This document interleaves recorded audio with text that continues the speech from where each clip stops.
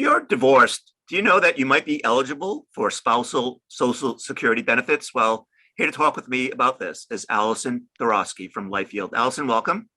Hi, Bob. Thank you. It's a pleasure to be here. Pleasure to have you here. You recently wrote an article about this very topic for Retirement Daily. We're eager to have you walk us through it. Yeah, absolutely. I'd love to. So, I recently talked in my latest article about Social Security, divorce, and survivor benefits. I think that a lot of people think that when a marriage ends, that's the end of your joint financial picture, but that's really leaving a lot of potential benefit on the table for Social Security. So you want to look at who's going to qualify first. So the qualifications are through the Social Security Administration. You can find them on ssa.gov, but they're going to be, you have to have been married for at least 10 years. You have to be at least 62 years old. You cannot have been remarried, and you must be eligible for a benefit on your ex's record, which to qualify, you would need to have a PIA, a primary insurance amount, as outlined by the SSA, that's less than half of what your ex-spouse's PIA is. So if your ex has filed, you're then eligible to file for divorce spousal benefits from there. So what if they haven't filed yet? So if your ex has not filed yet, there is a little loophole. So as long as you have been married you were married for at least 10 years, you've been divorced for 2, you then in Social Security terms are called an independently entitled divorced spouse, IEDS. So if you are an IEDS, that means that regardless of if your ex has filed or not, you can file on their record. So you can receive your divorce spousal benefit even if they're waiting and delaying their filing until they turn 70. You can still collect early. Now, what are the benefits of being an IEDS? That's not just that magical 2-year timer. If you are an independently entitled divorced spouse, you can qualify for filing a restricted application. Now, married couples can do this as well, but there's a couple benefits of being divorced and doing a restricted application. A restricted application is when you're eligible for more than one benefit at the same time. And when you submit that application, you're saying that I want to restrict my application for Social Security to only this specific benefit. Now, you're only eligible to do this now through the SSA if you reached age 62 before January 1st of 2016. That's when the Social Security Administration enacted the Bipartisan Budget Act of 2015. Now, that age range of people that reached 62 before January 1st of 2016 is phasing out. Most of them have filed already, but there are still a few left. So it's important that if you do meet that criteria, that you look at that option for filing. Now, if you do decide to file a restricted application, something that's unique to divorced couples that married couples can't do is you can actually file concurrently restricted applications against each own's record. So you can file for a divorce survivor benefit or, a divorce spousal benefit, and then delay filing for your own until you reach 70. You've maxed out on delayed retirement credits, 8% per year until you reach 70, and then you file for your own benefit.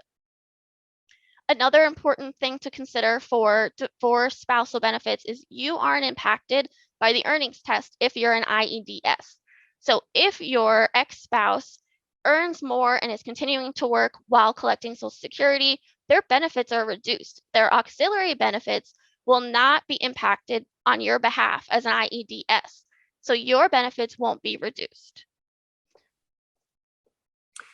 So a couple of questions come to mind in the case where someone might file for divorce spousal benefits and their benefit based on their own work record is higher than the spousal benefit. Will one supersede the other? Yes, so it's always something too with married couples as well. In order to qualify for a spousal or divorce spousal benefit, your own benefit has to be less than half of your ex-spouse or your spouse's. Now, if it's more or close, you may not get that. You might not be eligible. So it's definitely something that you want to look at. And you want to know that you do have that eligibility, that you do have that possibility to collect a different type of benefit than your own if it is more beneficial. So Allison, what happens in the case of someone who has multiple marriages and multiple divorces? It's definitely something you want to look at. Now, a lot of people who are divorced and looking at Social Security planning may hold off on getting remarried. I know a lot of couples that I've worked with and individuals that have found that it makes most sense, especially in terms of maximizing that divorce spousal or divorce survivor benefits, just waiting. So you want to try to get remarried if you can after age 60, so it's not going to have an impact on your benefits. Right. And then you mentioned earlier survivor's benefits and divorce. Walk us through that. Absolutely. So if you qualify for divorce benefits, you most likely qualify for survivor as well. The qualifications for divorce survivor benefits are that you had to have been married for at least 10 years. You need to be at least 60 years old. So that's different than a divorce spousal because that's 62. And if you're disabled, it would be age 50. If you've remarried, you have to wait, as I said, until you turn 60. And then it's important to know that deemed filing doesn't come into play for divorce survivor benefits. You're able to choose which benefit you want to take. So you can take that survivor benefit, delay your own, grow it as high as possible, and then collect your own at 70. Right. So in the article, Allison, you talk about there being a bottom line. Let's have it. Yeah, absolutely. So the bottom line is that Social Security is complicated. There are over 2,700 rules that govern Social Security. And even people like myself that are experts still need to use and work with an advisor that is armed with Social Security software because no two cases are going to be the same. If you're married, divorced, widowed, it's important to work with an advisor and a professional that can help you really maximize your benefits in retirement. Right. And folks, you mentioned that if you call the Social Security office and talk to a rep, they might give you information, but they're not allowed to give you advice. Yes, absolutely. Yeah, they can't tell you the best way to maximize your benefit. They're going to tell you this is what you get if you file early, this is what you're going to get at your FRA, and this is what you're going to get at 70.